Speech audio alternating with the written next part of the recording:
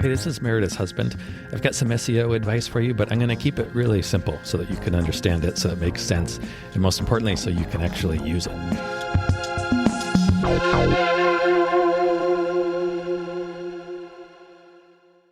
I'm sorry, what? There's a podcast to do? Oh. Yeah, there is. Not about me? No. About my husband? Yep. Okay. No, do really. I know? Do you know how often you're supposed to, or how often you should blog for SEO? Yes. What do you think is the answer? I would say at least once a week. That's not correct. I'll give you one more guess. Once a day. No. Actually, it's it's the wrong question. I get that question a lot, and it's not really a good. When you have something to say? It's a good question. No, it's a good question. I'm glad that people are, thinking along those lines, but you should be thinking about quality and not quantity. Always. Google doesn't, if you're producing garbage, if your blog is garbage, it doesn't matter if you do it a lot. A lot of garbage is still garbage. Yeah.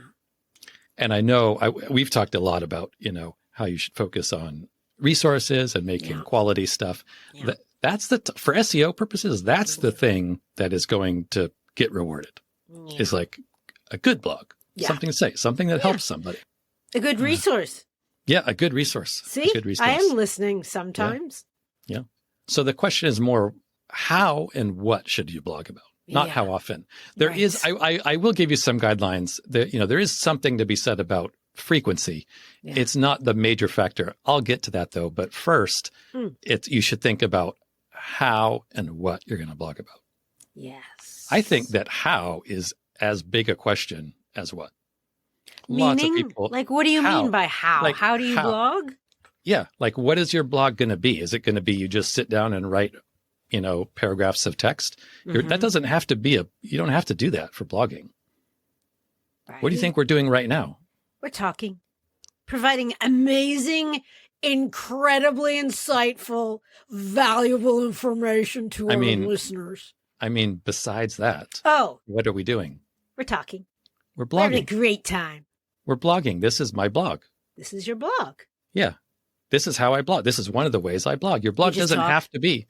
Yeah. After we talk for a little bit, I have it transcribed. I print the text out. I don't print it out. I put it on my blog. I embed the audio from the blog. Copy and paste. I embed the audio. Embed. And then. In bed.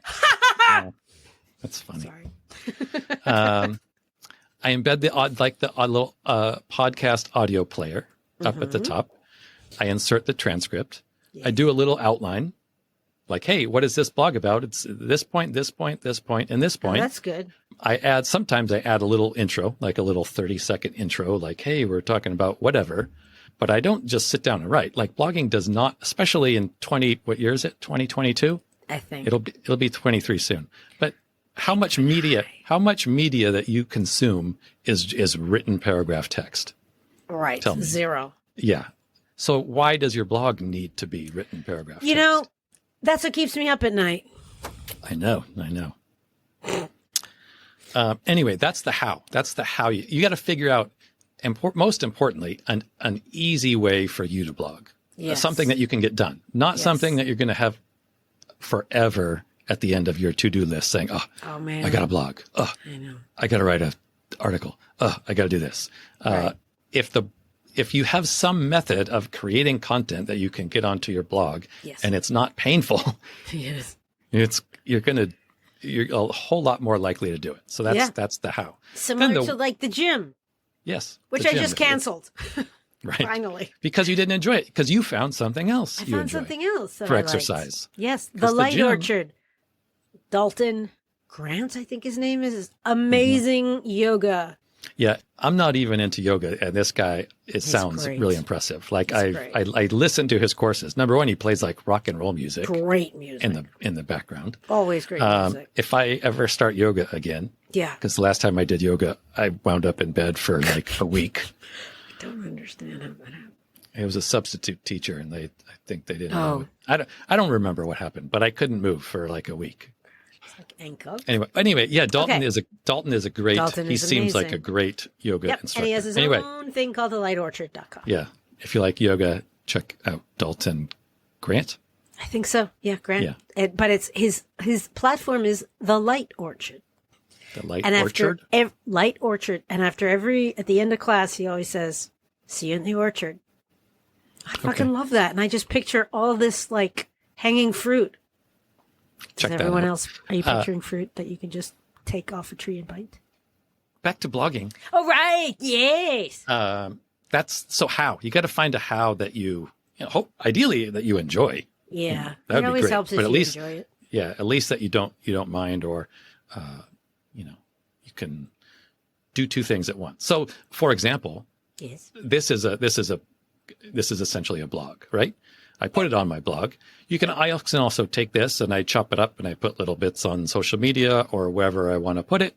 Little commercials, little video commercials. Ideally, you want your blog to feed the content for your social media as well. That's so clever. Yeah, the blog should be, the way I think about it is blogs should sit at like the top of your pyramid, your content pyramid. Okay. So it's, you have a way to create content. It should ultimately live on your own site in the form of a blog, usually. Yeah. Now, from there, then you chop it up and you put little pieces everywhere else. That's what you use for social media. That's at least one portion of what you use for social media. That's not that is not the only way you can get social media content. You can do other stuff as well. But that's one. That's the how. The what we've talked about, you got to find resources. You got to find questions. Yeah. Did I mention resource? You did. Yeah. Thank you for bringing that up. Yeah. Find a way to create something resourceful and a way that you enjoy doing it. And then now I did say I was going to give you some guidance on how frequent. Yeah. Because everybody always hears you need to blog. You blog more often. That's better for SEO, etc. That's not untrue. And what happens is if you blog, let's say you blog once a week, every single week, Google is going to sort of get that rhythm and they're going to come back and visit your site every week. If you don't have if your site doesn't change for 6 months, Google's not going to bother coming back to your site every week. Oh dear. Now that alone is not going to give you high rankings and get you lots of organic traffic. Right. So it's not nothing alone. Yeah, I know. True. But like I said, a lot of garbage is still garbage. So you got to have something worth saying. It's just now, garbage. Even though our objective is to create good, resourceful content for people, not every single piece of content you create has to be this great resource. Number 0, I guess, a resourceful piece of content doesn't need to be a long piece of content. That's good to know. Yeah. It doesn't, you can have a resourceful blog with a sentence or 2 sentences, technically. I don't know what that would be. If you can pass some sort of resourceful information on to people in the form of a graph or a chart or an image or a single paragraph or an audio note, super, that's a resourceful blog. But also, if you're going to blog, like let's say you're going to blog once a week. Yeah. Not every single week has to be a great resource. That would be ideal. That'd be fantastic. But you can occasionally have short blogs. Those blogs are just not going to do much for SEO. Right. Okay. But you can They're just going to maybe alert Google. Yeah, we're still working. Yeah, there's an update. There's an update here. Keep coming back. We're consistent. Yeah. And yes, if everything else between 2 sites were equal, like 2 identical sites, all the same links, all the same content, but one of them had had a blog that was updated every week, that one would probably show up more often in Google. If all else were equal, yes. All things being equal? All things being Is that the phrase people use? But there's no, once a week is not any sort of magic number. Okay. The general rule that I go by is for users. I think you should have at least 1 new blog per month, just for appearance. If you have a blog and somebody goes and visits your blog and it's like you don't have a blog post for 3 months, it's not going to be impressive. We've all been there. I've gone I've gone multiple years without a blog. Yes, I have to. So that's good for users. If you can post something once a week, that's great. That's fantastic. If you I think once a month is kind of what you need to do. If you have a blog where you put dates on your content, now some people have blogs where the blog entries are more like frequently asked questions. Yeah. and there are no dates. They're You they're can more do it timeless. without dates? Yeah. Yeah. You can set, in WordPress, I know you can set something in the theme. It becomes a little trickier, but the point is, if you have content that is like more evergreen, more timeless, just kind of generally good advice, it doesn't have to be associated with a date. In that case, maybe your blog just has 10 blog posts and that's it, and then you don't blog. That's okay. I mean, that's not going to help your SEO a whole lot ongoing, but some people do that. Right. Anyway, I would say once a month, just for the sake of appearance, would be great. If you can do twice a month, that's going to be pretty good for SEO purposes in terms of consistency. Like I said, there's no magic number to the once a week frequency, but somewhere between once a week and once a month, I think it's a sweet spot. Pretty good goal. Yeah. Yeah. Good to know. Thank you. You're welcome. Next week, we will talk about something else. I don't know what it's going to be. I hope so. Yes. I guess we'll see you then. Hasta la bye-bye. Thank you. Bye-bye. Hey, thank you so much for listening. We really hope that you find this helpful and useful. And if you do, what you could do for us as a thanks would be to, drumroll please, yes, leave a review. Yes, everybody says it, I know, but it really does make a difference.